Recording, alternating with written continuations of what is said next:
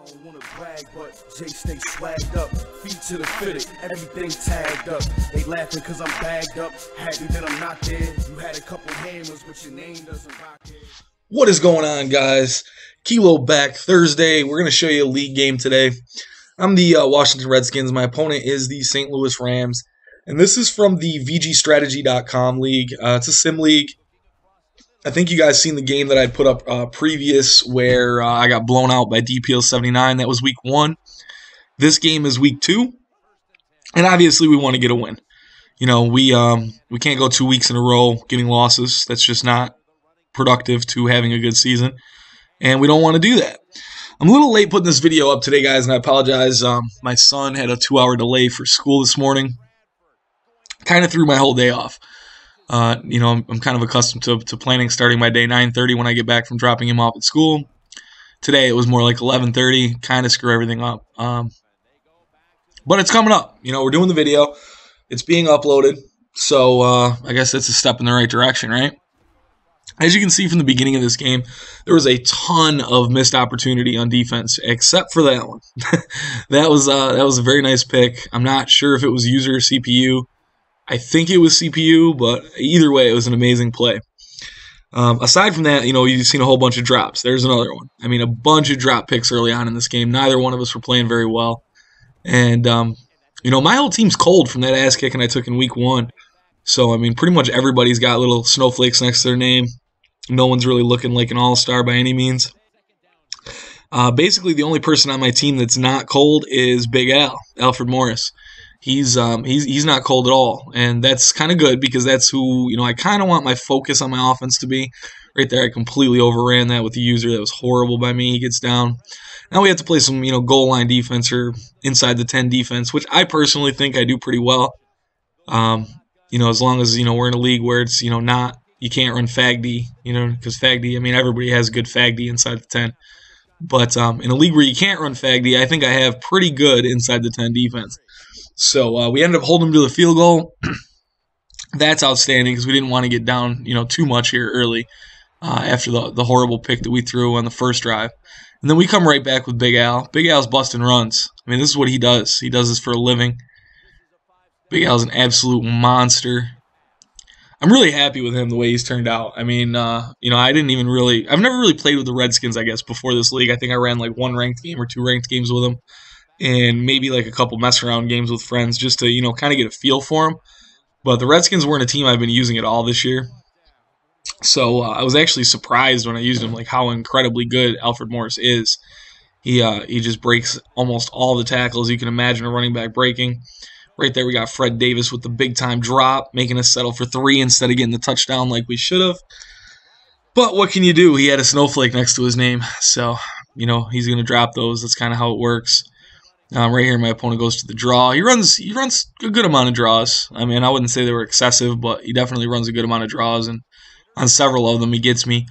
On that particular play right there, though, he did not get me at all. I changed the yellow out for a purple, and it paid off. You know, he ended up being over there for the CPU pick, and one of those picks, I mean, you guys know that's pretty much a guaranteed 6 points every time you pick it in that neighborhood, just because there's no offensive players near you to possibly be able to stop you. So here he goes with another draw. Gets a lot of yards on that one. 6, 7, something like that. Nice draw. And right here, good patience. Waits for the route to clear the zones over the middle. Drops it down.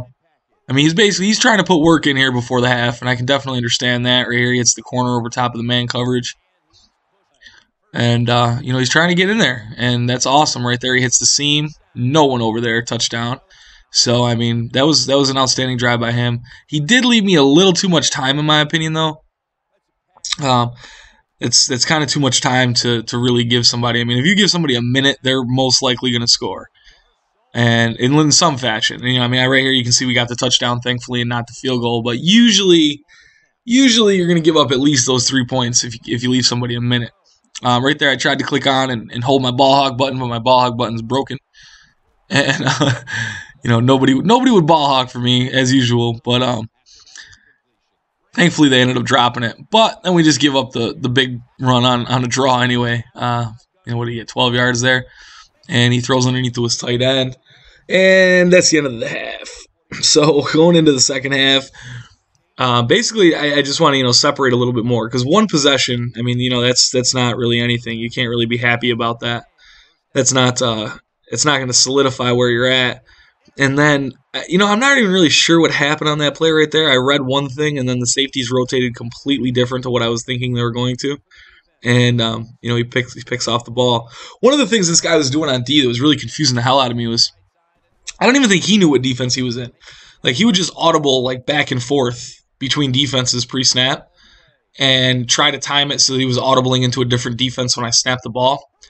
So, I don't even think he was really prepared for what D he was running. I think he was just banking on my confusion, which honestly he did confuse me. Because I wasn't really set up to play certain kinds of defenses. Right there, he goes up top, and it worked out for him. I might have set my play up completely for man, and then he audibles into a cover 3 at the last second. And I got to try to hope I can pass lead something before the block shed gets there. So whatever he was doing, it was working out good to confuse me because I was never really 100% sure of the read I was getting. But that's okay because then we just go back, we use some progressions, and find the open guy, and that works out usually. So here we go, Big Al around the corner again. Big Al is the savior. I'm telling you, he's the savior of my Washington team right there. Hell of a play by his DB, jumping in front of the ball. And right here, we're looking to go up top, but Roy Halou can't catch the ball because he fucking sucks, and he's got a snowflake next to his name. So there we go with our 3 instead, 2017. And right there, he finds the open guy. I don't know if he was on a blue route or a drag, whatever he was, but he was completely uncovered, which is never a good thing. And then he goes ahead and plows it into 3rd and inches. And on the toss, he gets the corner and gets the first down. So good little series there by him. Good little few downs. Right there, he runs a draw again, 3 yards. And right now, I wasn't worried about the time when this drive first started. But then as the time gets deeper and deeper into the quarter, it just seems to me like he's really doing some work on the clock in this drive. So then he goes up top and gets a lot of field covered there. So, he doesn't have the ability to completely kill the clock now, which is outstanding. But he definitely put a big dent in it. As you can see now, we're all of a sudden coming up on the 2-minute warning. We were at 4 minutes just a little bit ago in the video, and now we're under the 2-minute warning. He really did work on the clock. I'm impressed by that because usually, for me, like a drive on Madden is, I don't know, maybe a minute and a half tops. And he killed what? 2.5 minutes? 2 and some change. So he definitely did some work on the clock. I got to respect that. Thankfully, though, Brandon Banks comes out the gate.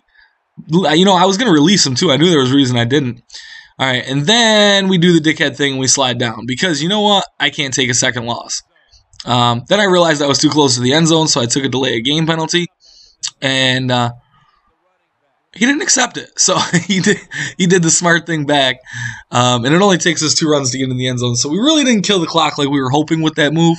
So we basically did the dickhead thing for nothing. Definitely couldn't afford 2 losses in a row, though. Just couldn't happen. Right there, he throws up top. I thought I was going to have that pick all day, and then I don't know where the hell my safety was going. I have no idea. Right there, thought I was going to have that one too. No idea. 4th and 10. Here we go. This is the play that's going to decide whether the game's over or not. And the pressure gets there. Knocks him down on his butt. We are ready to go. Now we just got to run a little clock out. I wasn't trying to just kneel because at the time he had all his timeouts. But now we're down to the 1-yard line, so now we can kneel it. The game is over. I appreciate you guys watching. 1-1 in this league, and hopefully you'll check out the rest of my games. Thanks, guys. Peace. I don't wanna brag, but Jay stay swagged up, feet to the fitted, everything tagged up. They laughing cause I'm bagged up, happy that I'm not there. You had a couple